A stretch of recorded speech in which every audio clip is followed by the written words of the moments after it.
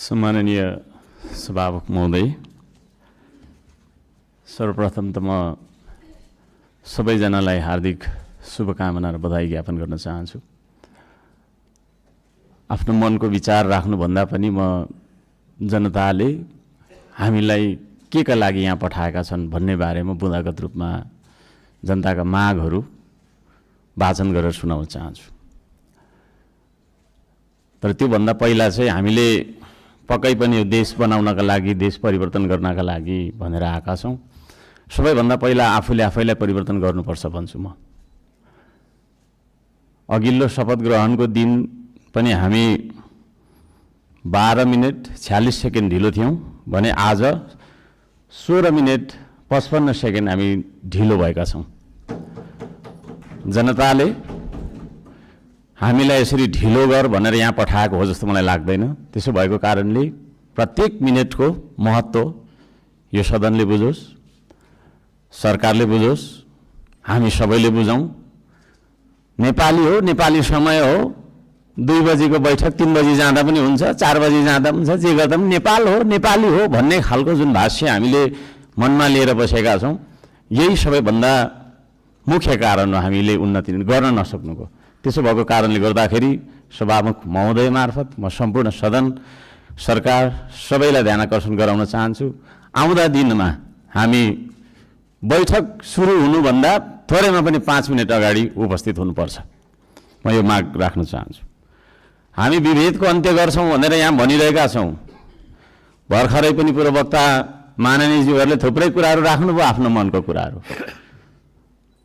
तर यहाँ यही सदनभित्र पनि विभेद भइरहेको छ। सत्ता पक्षले 30 मिनट बोल्दा पनि हुने, 40 मिनट बोल्दा पनि हुने, प्रतिपक्षले अलि सानोले होइन 3 मिनटमा सकिहाल्नुपर्ने, 2 मिनटमा सक्नुपर्ने।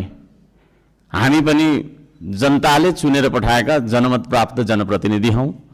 त्यसो भएको कारणले गर्दाखेरि हामीले आफ्ना क्षेत्रका आवश्यकताहरू, आफ्ना तपाईँको चाहिँ के अरे मागहरू राख्नका लागि प्रशस्त समय दिनुपर्दछ। त्यो खालको सदन हामीले बनाएर हामीले त्यो खालको सदन अभ्यास गर्नुपर्दछ भन्ने माग राख्न चाहन्छु। म आफ्नो मनको कथा म यहाँ गाउन चाहन्न। अब मेरो आफ्नो मन्तव्य राख्नुभन्दा पनि सरकारले कसो गर्नुपर्ने हो त?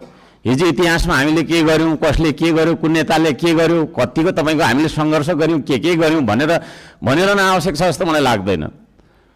हामी के गरिरहेका छौँ आज र भोलि के गर्ने हो भन्नेतर्फ सरकारले आफ्नो नीति तथा कार्यक्रम बनाउँदाखेरि यस्ता कुराहरूलाई पनि समावेश गरोस् भनेर चाहिँ म यहाँ जनताको मागहरू, राष्ट्रिय स्वाधीनताको, हाम्रो सम्प्रभुताको, जनताले चाहेका कुराहरू के कस्ता छन् त भन्ने कुरा म बुँदागत रूपमा वाचन गर्न चाहन्छु।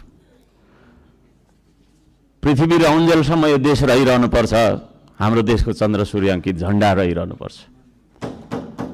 त्यो मान्यता हामी राख्दछौँ, श्रम संस्कृति पार्टीले त्यो मान्यता राख्दछ।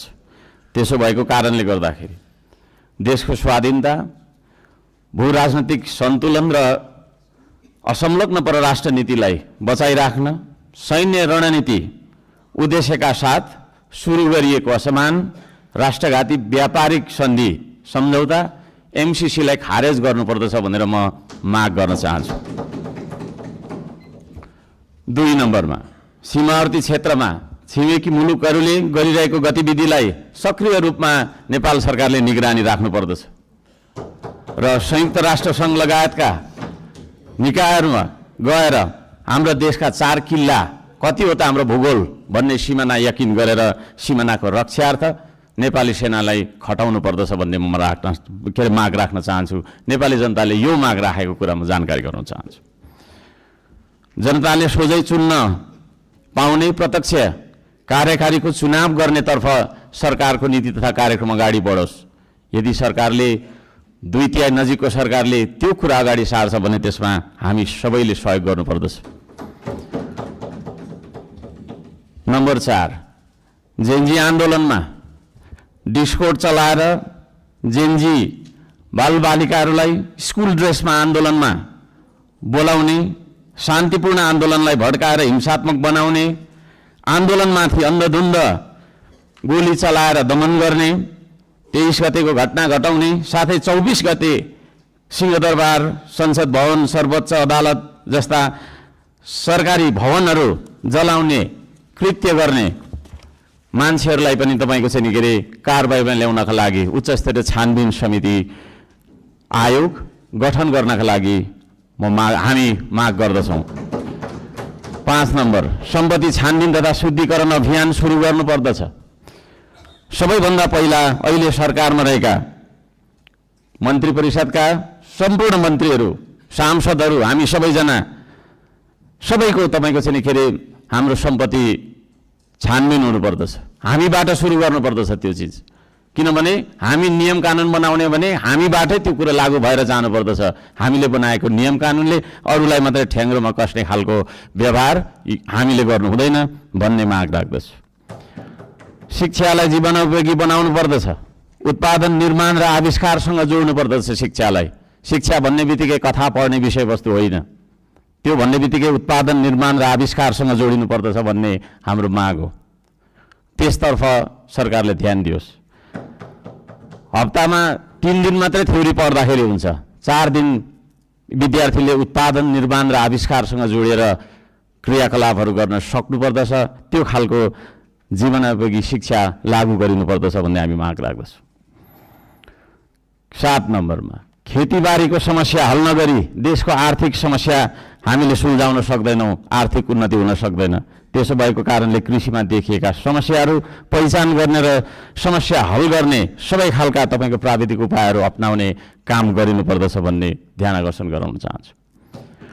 नम्बर 8मा, कम्तीमा एक पालिकामा एउटा उद्योग हुनुपर्दछ, एक परिवारमा एकजना रोजगार हुनुपर्दछ। त्यो खालको नीति हामीले अपनाउनु पर्दछ। बन्द गरिएका उद्योगहरूलाई पुनः सञ्चालन गर्ने साथै नयाँ उद्योगहरूको स्थापना गर्ने नीति तथा कार्यक्रम सरकारले ल्याउनु पर्दछ भन्ने ध्यान आकर्षण गर्न चाहन्छु। 9 नम्बरमा, जनताको सेवा सुविधा, विकास र समृद्धिमा सार्वजनिक हितका लागि प्राकृतिक स्रोत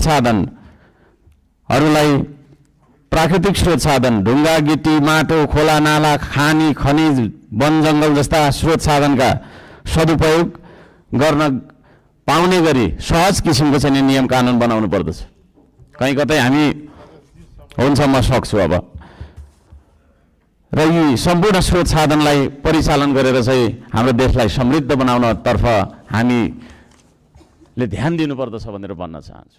म यहाँ शुभकामना मात्रै दिनुभन्दा सरकारको नीति तथा कार्यक्रमको कुन दिशामा जानुपर्दछ भन्ने एउटा सल्लाह सुझाव र प्रस्ताव प्रस्तुत गर्न चाहन्छु। प्राकृतिक संरक्षण गर्नुपर्दछ, संस्कृतिको प्रवर्धन गर्ने र प्रवृत्तिको विकास गर्ने नीति सरकारले लियोस्। सुशासनका निम्ति भ्रष्टाचार तपाईँको चाहिँ अन्त्य गर्ने, निष्पक्ष, मितव्ययी, पारदर्शी, जवाफदेही, दूरदर्शी, परिपक्व र दीर्घकालीन कामहरू गर्नेतर्फ सरकार अगाडि बढ्नुपर्दछ। देशभरि शान्ति सुव्यवस्था कायम गर्नका लागि आवश्यक उपायहरू अपनाउन जरुरी छ। खाने पानी, स्वास्थ्य, शिक्षा, सडक, बिजुली बत्ती जस्ता आधारभूत आवश्यकताहरू परिपूर्ति गर्नतर्फ हाम्रो ध्यान जानुपर्दछ। राम्रोसँग अध्ययन नगरी हतार सरकारले ल्याएका कार्यक्रमहरू लागू गर्नु हुँदैन। कुनै निर्णय गर्नु अघि तपाईँको प्रतिपक्षी दलहरूसँग सल्लाह गरेर सबै पक्षको उचित सल्लाह लिएर चाहिँ सरकार अघि बढे। निर्णय गर्दै पछि हट्नुपर्ने नियतिबाट होइन सरकार बच्न सक्दछ। अहिले भर्खरै वृद्ध भत्ता, विद्यार्थी सङ्गठन, ब्रिज कोर्स जस्ता सम्बन्धमा निर्णयहरू जुन गरिएको छ यसलाई पुनर्विचार गरियोस् भन्न म चाहन्छु। वृद्ध भत्ताको समयको मापदण्डलाई जुन फेरबदल गर्ने भन्ने कुराहरू आएको छ कार्यसूचीमा, त्यस्ता कुराहरूमा सरकारले ध्यान दिएर मात्रै अगाडि बढ्दाखेरि राम्रो हुन्छ भन्ने माग राख्दछु। सुकुम्बासी भन्दै नागरिकको बासको अधिकारलाई खोज्दै डोजर चलाउने, राज्य आतङ्क फैलाउने चलनको अन्त्य गरियोस्। म त्यो भन्न चाहन्छु। जनताको घर टहरा भत्काउनु हुँदैन। विस्थापन होइन व्यवस्थापनको नीति सरकारले लागू गरेर अगाडि बढ्दाखेरि सबैले राम्रो हुनेछ। दशकौँदेखि बस्दै आएका भूमिहीन सुकुम्बासीहरूको स्वामित्व दिने गरी लाल पूर्जाको व्यवस्था गरोस् भनेर पनि म भन्न चाहन्छु। किसान मजदुर सुकुम्बासीका समस्या पहिचान गरी समाधानको पहल गर्ने धनीको मात्रै होइन गरिबको पनि हो यो देश भन्ने खालको आभास हामीलाई हुनुपर्दछ र जनतालाई पनि त्यो आभास भएको हुनुपर्दछ। त्यसतर्फ सरकारले काम गरोस् भन्ने म अनुरोध गर्न चाहन्छु। उपत्यका बाहिर पनि नेपाल छ भन्ने कुरा हामीले व्यवहारबाट जनाउनुपर्छ। यो काठमाडौँ उपत्यका मात्रै नेपाल हो भन्ने किसिमले सबै विकास चाहिँ यहाँभित्र मात्रै थोपार्ने किसिमको चाहिँ विकास हुनु हुँदैन भनेर म ध्यान आकर्षण गर्न चाहन्छु। सबै खाले विभेदको अन्त्य गरिनुपर्दछ। भूपू गोर्खा सैनिकहरूको समान पेन्सनका लागि नेपाल सरकारले आवश्यक सबै खालका पहलहरू गरोस्। नेपाल सरकारले गरेको सन्धि मार्फत चाहिँ नि गएका भूपू गोर्खाहरूलाई नागरिकता कायम राखेर चाहिँ नि उहाँहरूलाई एउटा नागरिकको दर्जामा राख्ने नियम त्यो खालको चाहिँ नीति हामीले अवलम्बन गर्नुपर्दछ भनेर ध्यान आकर्षण गराउन चाहन्छु। समयको पाबन्दीले गर्दाखेरि मैले यी कुराहरू सबै कुरा वाचन गर्न चाहिनँ।